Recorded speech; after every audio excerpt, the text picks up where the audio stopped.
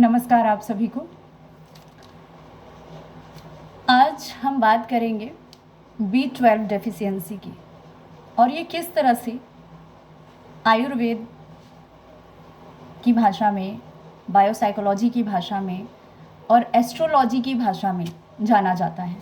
इसका क्या रोल है हमारे लिए, कितना इम्पॉर्टेंट है ये, कैसे बनता है ये, कैसे इसको मेंटेन किया जा सकता है, कैसे इसे बैलेंस किया जा सकता है, क्या क्या सोर्सेस हैं इसके, ये सभी जानकारियाँ आज मैं आप लोगों को दूंगी। किस तरह से हमारे जीवन की संयम, हमारे जीवन की हमारी इच्छाएं, हमारी मानसिक स्थिति खास करके इससे जुड़ी हुई है, इस पर चर्चा करेंगे, इस पर बात करेंगे। तो आजकल आप इस शब्द को बहुत सुनते होंगे, B12 डेफिशिएंसी है, B12 डेफिशिएंसी है, B12 कमज़ोर है ना। ये क्या क्या नाम से भी जाना जाता है, इस पर भी बात करेंगे। तो जो B12 है, इसे ही हमारे बायोसाइकोलॉजिकल लैंग्वेज में, आयुर्वेद की भाषा में लिम्फ कहते हैं। लिम्फ मीन्स शुक्र धातु का वह हिस्सा जो हमारे ब्रेन में जाकर के ब्रेन को स्ट्रॉन्ग बनाता है। ब्रेन के जो स्नायु तंतु हैं, जो एक तंत्र होता है उसमें जाल की तरह बिछा होता है, जो पूरे जगह पर हमारा ब्लड सर्कुलेट करने में हेल्प करता है, ब्लड को स्ट्रॉन्ग रखने में हमारे अंदर काम ज़रूरी होता है। इसे नर्व सिस्टम कहते हैं, ठीक है। स्नायु तंतु हिंदी में कहते हैं, इंग्लिश में नर्व सिस्टम कहते हैं। उस नर्व सिस्टम में उन स्नायु तंतुओं में जो सर्कुलेट होता है, उसको स्ट्रॉन्ग रखने के लिए, that is B12 and lymph. Ayurveda की भाषा में इसे ही शीत वीर्य कहते हैं। हाँ जी, इसे ही शीत वीर्य कहते हैं, जो मन की शांति, मन के सेल्फ कंट्रोल, संयम के लिए जाना जाता है, आपके डिसीजन मेकिंग के लिए भी जाना जाता है, आपकी मन की इच्छाओं की पूर्ति के लिए भी जाना जाता है। हाँ, जब आपके अंदर B12 स्ट्रॉन्ग होता है तो आपकी मन की इच्छाओं की पूर्ति भी स्ट्रॉन्ग होती है। ये लेकिन इसके और भी सोर्सेस हैं इसको मतलब बैलेंस करने के लिए, वो सारी चीज़ें जब आप में फुलफ़िल होती हैं तब।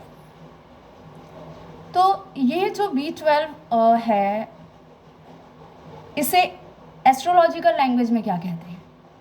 ज्योतिष की भाषा में, एस्ट्रोलॉजिकल लैंग्वेज में इसे ही चंद्रमा कहते हैं। अब चंद्रमा इसे कैसे कहते हैं ये समझिएगा। हमारे यहाँ हमारे योग की भाषा में जो अनाहत चक्र में एक वृत्ति होती है जिसे कहते हैं ममता। ममता वृत्ति किस चक्र की वृत्ति है? अनाहत चक्र की। अनाहत चक्र यानी कि आपका हार्ट चक्र वाला हिस्सा, हार्ट वाला हिस्सा, आपका थाइमस ग्लैंड वाला हिस्सा, जो पूरा हिस्सा है जो जिसके अंदर में थाइमस ग्लैंड आता है, ये वाला जो हिस्सा है, यहाँ ही ममता वृत्ति होती है। और आप देखिए, चंद्रमा का कनेक्शन ममता से किया गया है, इसलिए एस्ट्रोलॉजिकली चंद्रमा को माँ कहा जाता है, ठीक है, दैट इज ममता। तो ये बात की पूर्ति होगी कि एस्ट्रोलॉजी बायोसाइकोलॉजिकली भी इसका संबंध आपके अनाहत चक्र, जब आपके अंदर शीत वीर्य कलेक्ट होता है तो वो अनाहत में कलेक्ट होता है, इसलिए कई बार लोगों को कफ दोष भी हो जाता है, इसका संबंध इससे है, ठीक।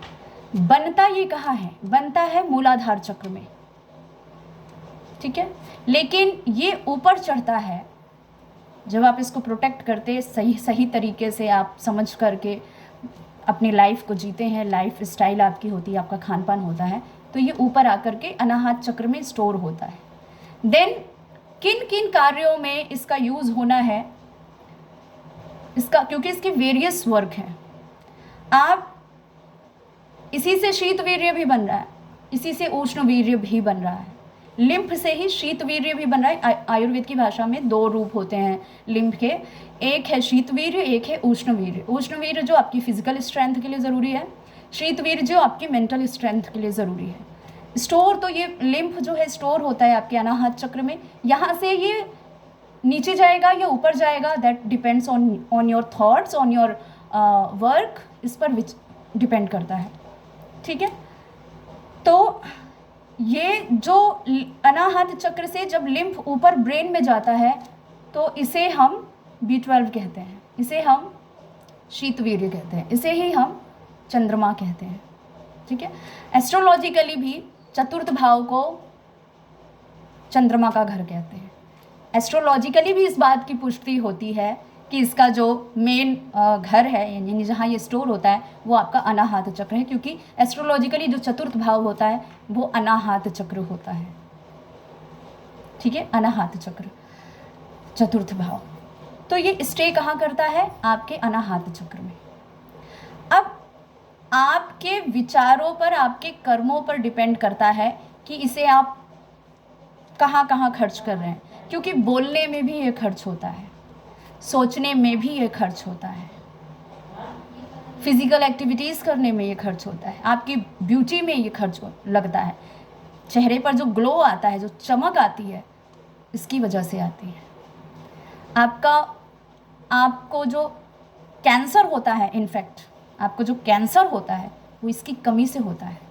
आपके मुंह के अंदर अगर कोई समस्या हो रही है, इसकी डेफिशिएंसी से होती है। तो इसके बहुत सारे वर्क हैं, इसलिए हम लाइफ का सोर्स कहते हैं, प्राण शक्ति भी कहते हैं इसे ओज भी कहा जाता है, बिकॉज ये आपके ओज को भी बढ़ाता है। आपकी जो कोशिकाएं होती हैं, जो सेल्स होते हैं, उनको स्ट्रॉन्ग करता है, रिन्यू करने का भी काम करता है। बहुत इम्पॉर्टेंट है ये। ठीक है, इसके बिना इंसान को अगर कोई भी ब्रेन रिलेटेड इश्यूज़ हैं तो सबसे पहली कमी इसी की है। ये हुआ, छोटे छोटे संकेत आपको बता देते हैं कि आपके अंदर B12 डिफिशियंसी हो रही है, बस हम उनके बारे में जानते नहीं हैं।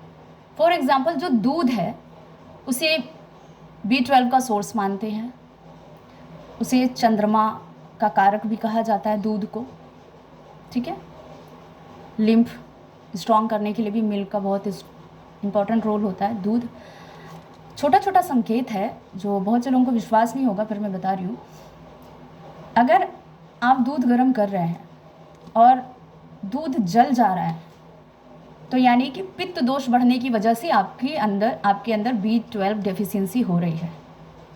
अगर दूध उबलकर गिर जा रहा है, इट मीन्स कि आपके अंदर वात पित्त दोष होने की वजह से B12 डेफिशिएंसी हो रही है। ठीक है, वो लॉस हो जा रहा है, नीचे जाकर के लॉस हो जा रहा है। गिर जाना दूध का मीन्स आपका जो लिम्फ है वो नीचे जाकर के लॉस हो जा रहा है, बॉडी से नीचे चला जा रहा है। अगर वो जल जा रहा है, यानी पित्त दोष यानी अग्नि के बढ़ जाने की वजह से वो अंदर ही जल जा रहा है। हमारे अंदर हमारे B12 डेफिशिएंसी के 2 बड़े कारण होते हैं, एक पित्त दोष, एक वात दोष। पित्त वात दोष दोनों बढ़ जाते हैं तो तेजी से इसका लॉस होता है। ठीक है, इसे बढ़ाने के सोर्सेस क्या है? अगर आपको इंस्टेंटली B12 मेंटेन करना है अपने अंदर, तो चावल भी चंद्रमा का कारक कहा जाता है। तो एक है आप खीर बनाकर खाएं, दूसरा आप देशी गाय का शुद्ध दूध का प्रयोग करें, ऑर्गेनिक दूध का प्रयोग करें। तीसरा कि आप, उससे भी सस्ता उपाय बताती हूँ, जो चावल होता है इसे आप गीला भात बना के खाएं। गीला भात यानी माड़ वाला जो भात कहते हैं। पहले के समय में चावल ऐसे ही पकाया जाता था कि उसमें माड़ बनता था, उस माड़ को हटा लिया जाता। जिसको कफ दोष होता था वो माड़ हटा देता था, जिसके अंदर पित्त दोष बड़ा होता था वो माड़ के साथ चावल खाता था। ठीक है, और पित्तवात दोष बढ़ा है तो आप चाहे माड़ के साथ खाइए, माड़ के उसका, दोनों में ही ये आपके लिए ज़रूरी है। ये बहुत इंस्टेंटली आपके अंदर B12 की कमी को पूरा करता है। गीला भात खाना इंस्टेंट B12 की कमी को पूरा करता है, आपके अंदर के पित्त दोष को या फिर पित्तवात दोष को, इन दोनों को कंट्रोल। इसलिए आप नॉर्थ ईस्ट साइड जाइए, आज भी चावल ऐसे ही पका के खाया जाता है। लेकिन जब ये ज़रूरत से ज़्यादा हो जाए, B12 मतलब ये आपके अंदर ज़रूरत से ज़्यादा हो जाए लेकिन उष्ण वीर्य कम पड़ जाए, ठीक है, आपकी जठराग्नि कमज़ोर हो जाए, आपके अंदर वायु शुद्ध ना हो, ठीक है, अगर ऐसे में आप प्राणायाम ना करें या शुद्ध वायु ग्रहण ना करें तो फिर ये आपको सर्दी जुकाम भी दे देगा, मतलब आपको ज़रूरत से ज़्यादा ही शांत कर देगा, डिप्रेसिव भी कर देता है। इसलिए कहते हैं ना, एस्ट्रोलॉजिकली चंद्रमा का के साथ मजबूत होने के साथ साथ सूर्य का भी मजबूत होना ज़रूरी है, बुध का भी मजबूत होना ज़रूरी है, मंगल का मजबूत होना ज़रूरी है।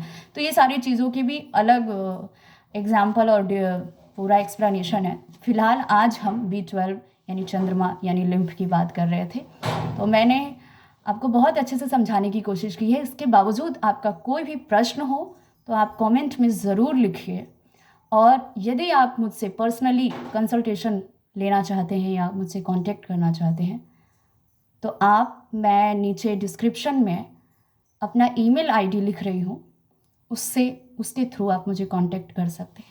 थैंक यू, नमस्कार।